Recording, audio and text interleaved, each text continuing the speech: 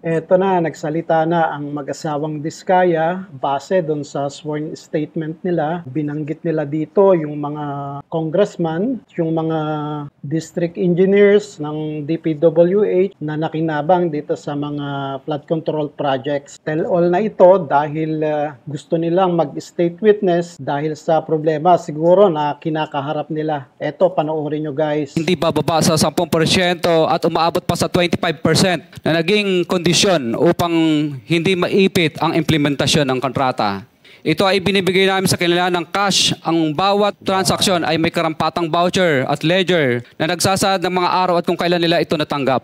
Ilan sa kanila ay sina Terence Calatrava, former Undersecretary of Office of the Presidential Assistant of the Visayas of the Philippines, Kong Roman Romulo of Pasig City, Kong Jojo Ang of Uswag Ilonggo Party List, Congressman Patrick Michael Vargas of Quezon City, Kong Juan Carlos Arjo Aitaide of Quezon City, Nicanor Nicky Briones of AGA Party List, Congressman Marcelino Marcy Teodoro of Marikina, Congressman Florida Robes of San Jose del Monte, Bulacan, Congressman Leandro Jesus Madroño of Romblon, Congressman Benjamin Benji Agarao Jr., Congressman Florencio Gabriel Bemnoel of Anwaray Party List, Kong Leo de Ode Tariela of Occidental Mindoro, Congressman Reynan Arrogancia of Quezon Province, Kong Marvin Rillo of Quezon City, Kong Teodoro Haresco of Aklan, Kong Antonieta Yudela of Zamboanga Sibugay,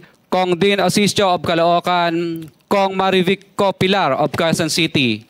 21. Mayroon ding mga kinatawa ng ilang politiko na nakikipagtakbo sa amin upang manghingi ng porsyento kapalit ng mga proyekto. Ang mga porsyentong ito ay 25% ay ipinipilit sa amin bilang karaniwang kalakaran na wala akong kakainang tanggihan. Ilan sa kanila ay sina Regional Director Eduardo Virgilio of DPWS Region 5, Director Ramon Ariola III of Unified Management UPMO, District Engineer Henry Alcantara, DPWS Bulacan First, Undersecretary Robert Bernardo, District Engineer Aristotle Ramos of DPWS Metro First, Pasig City, District Engineer Manny Bulusan of DPWS North, Manila Deo, District Engineer Edgardo C. Pingol of DPWS Bulacan Subdeo, District Engineer Michael Rosaria of DPWS Quezon Second Deo. Karamihan sa mga kawani ng DPWS na nabanggit sa itaas ay paulit-ulit na binabanggit ang delivery ng pera ay para sa kay Saldico na dapat at least 25%. Si Kong Marvin Rillo naman ay ilang beses na binabanggit ang pangalan ni Speaker Martin Romualdez bilang kanyang malapit na kaibigan.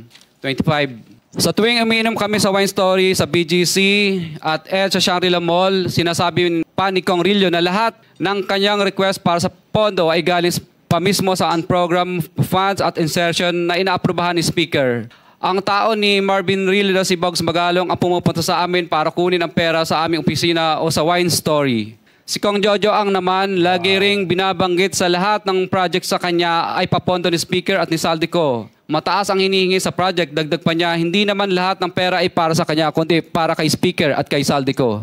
Sa lungsod ng Pasig naman, lumapit sa akin ang DPWS Project Engineer na si Angelita Garucha para kolektahin ang parte ni Kong Roman Romulo sa flood control projects noong 2022, number 28. Pagdating ng 2025, si District Engineer Aristotle Ramos ang sumunod na nagpakilala na bagman ni Kong Roman Romulo kung saan 30% ang kanyang hiningi ay para kay Kong Roman Romulo. Sinabihan ko kay D.E. Ramos na masyado namang mataas, ngunit sinabi niya na walang magagawa dito dahil pondo ito galing sa unprogrammed funds at insertion galing sa taas.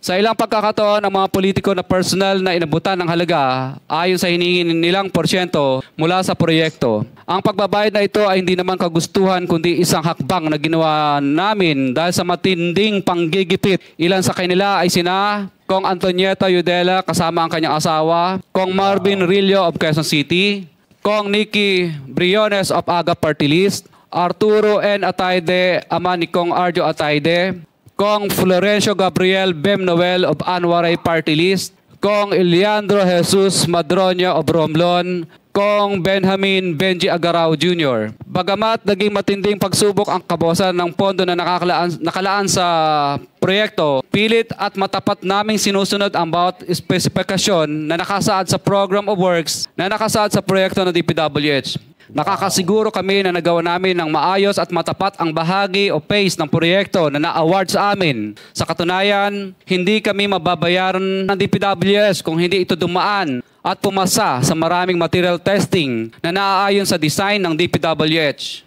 Ina-assess at ini-inspect ng DPWH ang bawat proyekto base sa natapos na parte o accomplishment. Napilitan kami na i-absorb ang kabawasan na ito na nagdudulot ng maliit na kita o pagkalugi sa ilang projects. Para makabawi, dinadamihan na lang namin ang partisipasyon sa mga projects. Taliwas sa mga lumalabas na may mga impormasyon sa publiko, hindi kailanman kami gumawa ng ghost projects. At masugid kaming nag-i-inspect sa lahat ng aming mga natapos na projects. Handa po kaming tumistigo ng walang pilit at kusang loob bilang state witness at sabihin ang lahat ng nangyayaring katiwalaan ng Kamara, DPWH at iba pang mga kawani ng gobyerno upang gawin ang tama. Kami ay lubos na humihingi ng tulong sa Senate Blue Ribbon Committee na pinamumunuan ng buting Chairman Senator Dante Marcoleta at kay President Bongbong Marcos para sa proteksyon at seguridad ng aming pamilya. Ang salaysay na ito ay kusang loob namin ginawa at walang sino mang pumilit na gawin ito. Sa katotohanan ng lahat ay nilagdaan namin ang salaysay na ito ng kusang loob at walang pumipilit. Sign, Pacifico of Vizcaya, nagsasalaysay.